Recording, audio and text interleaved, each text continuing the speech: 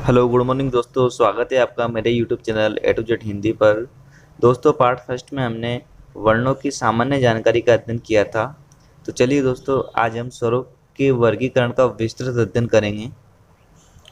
अगर ये वीडियो आपको वास्तव में महत्वपूर्ण लगे तो वीडियो को लाइक करें, कमेंट्स करें और सब्सक्राइब करें तथा बेल आइकन को प्रेस करें ताकि हमारी आने वाली वीडियो आपको मिलती रहे। तो चलिए दोस्तों, शुरू करते हैं स्वरों का वर्गीकरण। तो स्वरों का वर्गीकरण पहला जो स्वरों का वर्गीकरण हम करते हैं वो उच्चारण की अवधि या मात्रा काल के आधार पर करते हैं। इस आधार पर स्वर के 3 भेद होते हैं, ऋस्व दीर्घ प्लुत।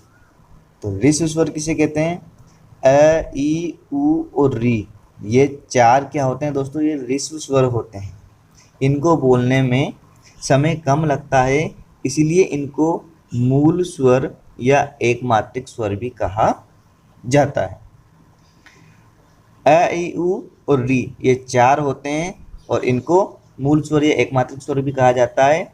दीर्घ स्वर आ, बड़ी ई, उ, ए, ऐ, ओ, औ, ये 7 दीर्घ स्वर कहलाते हैं। इनको बोलने में ऋस्व स्वरों से दुगना समय लगता है। जितना समय हमें ऋस्व स्वर बोलने में लगता है उससे दुगना समय इसमें लगता है, इसीलिए इनको दीर्घ स्वर कहते हैं। ये प्राय 2 स्वरों से मिलकर बने होते हैं, इसीलिए इनको संयुक्त स्वर भी कहा जाता है। ए प्लस ए मिलके आ बनता है, ई प्लस ई मिलके बड़ी ई, उ प्लस उ मिलके बड़ा ऊ। ए प्लस ई मिलने से ए बनता है और ए प्लस ए से आई, ए प्लस उ बराबर ओ और ए प्लस ओ से औ बनता है। अब देखिए दोस्तों, इनमें से ए, आई और ओ, औ, इन 4 को संधि स्वर या संधि अक्षर भी कहा जाता है। ये महत्वपूर्ण है कि संधि अक्षर कौन कौन से होते हैं, ये हमें याद रहना चाहिए। ए, आई, ओ, औ, इन चारों को या तो संधि स्वर, क्योंकि इनमें संधि हो रही है दोस्तों। यहाँ पे आप देख सकते हैं ए और ए मिलके, जब हम संधि पढ़ेंगे तब हम उसमें आपको बताएंगे। अब आता है अगला प्लुत स्वर। तो प्लुत स्वर किसे कहते हैं? प्रत्येक स्वर अपने आप में प्लुत भी होता है। यदि किसी स्वर के उच्चारण में तिगुना समय लगता है तो वह प्लुत कहलाता है। जैसे ओम, जब ओम में ये जो प्लुत स्वर का जो चिन्ह होता है ये इस तरह का होता है, 3 की तरह। जब ये किसी भी वर्ण के पीछे लगा होता है उसका मतलब होता है कि हम उस वर्ण को 3 बार ओ जितना हम बोल सके उतनी देर तक उसका उच्चारण किया जाता है, इसीलिए हम ओम को काफ़ी लंबा बोलते हैं। तो ये होते हैं प्लुत स्वर। अब आता है अयोगवाह। अयोगवाह क्या है? अयोगवाह वर्ण कौन से होते हैं? एक तो होता है इसमें अनुस्वार और एक होता है विसर्ग। ये दोनों अयोगवाह वर्ण कहलाते हैं। इनको बाराकड़ी में लिखते हैं परंतु ये शुद्ध स्वर नहीं माने जाते हैं। व्याकरण में इन्हें अयोगवाही वर्ण माना जाता है। अयोगवाह से क्या मतलब है? अयोग अर्थात इनका योग न तो स्वरों के अंदर होता है और न ही व्यंजन के अंदर होता है, इसलिए इनको अनुस्वार और विसर्ग को अयोगवाही वर्ण माना जाता है। अगला जो हमारा वर्गीकरण आता है वह आता है दोस्तों उच्चारण के आधार पर स्वरों का वर्गीकरण। तो देखिए, इस आधार पर जो स्वर होते हैं वो 2 प्रकार के होते हैं। पहला होता है अनुनासिक स्वर।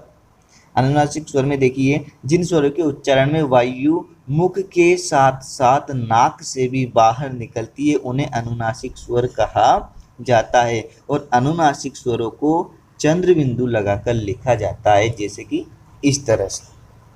अगर हमें किसी स्वर को अनुनासिक बनाना है तो उनके ऊपर हमें क्या लगाना पड़ेगा? चंद्र बिंदु लगाना पड़ेगा। दूसरा होता है निर्नुनासिक या अननुनासिक स्वर। जिन स्वरों के उच्चारण में वायु केवल मुख से, इसमें दोस्तों केवल वायु मुख से निकलने वाली है, उन्हें निर्नुनासिक स्वर कहा जाता है। और ये जो सभी के सभी 11 स्वर होते हैं ऐसे लेकर अव तक, अर्थात वर्णमाला में प्रयुक्त सभी 11 स्वर निर्नुनासिक होते हैं। ये ध्यान देना यहाँ पर दोस्तों, 11 के 11 स्वर कौन से होते हैं? निर्नुनासिक होते हैं। चलिए अगला वर्गीकरण पढ़ते हैं। अगला वर्गीकरण है जिह्वा की क्रियाशीलता के आधार पर स्वरों का वर्गीकरण। तो इस आधार पर जो स्वर होते हैं वो 3 प्रकार के होते हैं। पहला होता है इनमें अग्र स्वर। जिन स्वरों के उच्चारण में जिह्वा के आगे का भाग, नाम में ही स्पष्ट है अग्र स्वर है, अर्थात इनका उच्चारण में जो जीभ का जो आगे का जो भाग है वो सक्रिय रहता है और ये वे अग्र स्वर कहलाते हैं। ई ए ऐ, इनको आप उच्चारण करके देख सकते हो। अगर आप उच्चारण करके इस प्रकार अभ्यास करोगे तो जिंदगी में कभी नहीं भूलोगे दोस्तों। अगला होता है मध्य स्वर। जिन स्वरों के उच्चारण में जिह्वा का मध्य भाग सक्रिय रहता है वह मध्य स्वर कहलाते हैं। तीसरा है पश्च स्वर। पश्च स्वर, जिन स्वरों के उच्चारण में जिह्वा का पिछला भाग सक्रिय रहता है वे पश्च स्वर कहलाते हैं। आ, उ, ओ, औ और ये डॉक्टर वाला ओ। आता है ओष्ठों की गोलाई के आधार पर। अगला वर्गीकरण, ओष्ठों की गोलाई के आधार पर जो वर्गीकरण किया गया है वो उसको 2 भागों में बांटा गया है।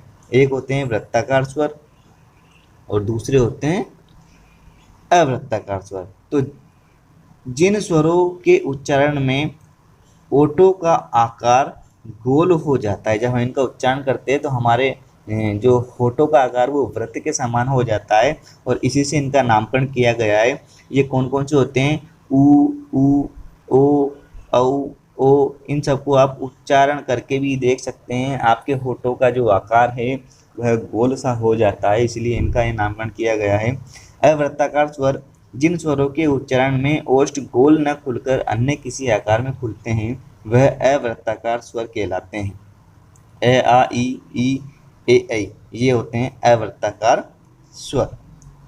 और अगला और जो अंतिम वर्गीकरण स्वरों का किया गया है वह किया गया है मुखाकृति के आधार पर। मुख की, जब हम इनका उच्चारण करते हैं तो हमारे मुख की आकृति किस प्रकार की बनती है। तो इनमें पहला देखिए संवृत स्वर। संवृत का मतलब होता है दोस्तों एक तरह से बंद से हम ले सकते हैं। तो जिन स्वरों के उच्चारण में मुख कम खुलता है, कम से तात्पर्य है कि ज़्यादातर मुख बंद रहता है, तब वह जो स्वर हैं वो संवृत स्वर कहलाते हैं और ई और उ इस श्रेणी में आते हैं।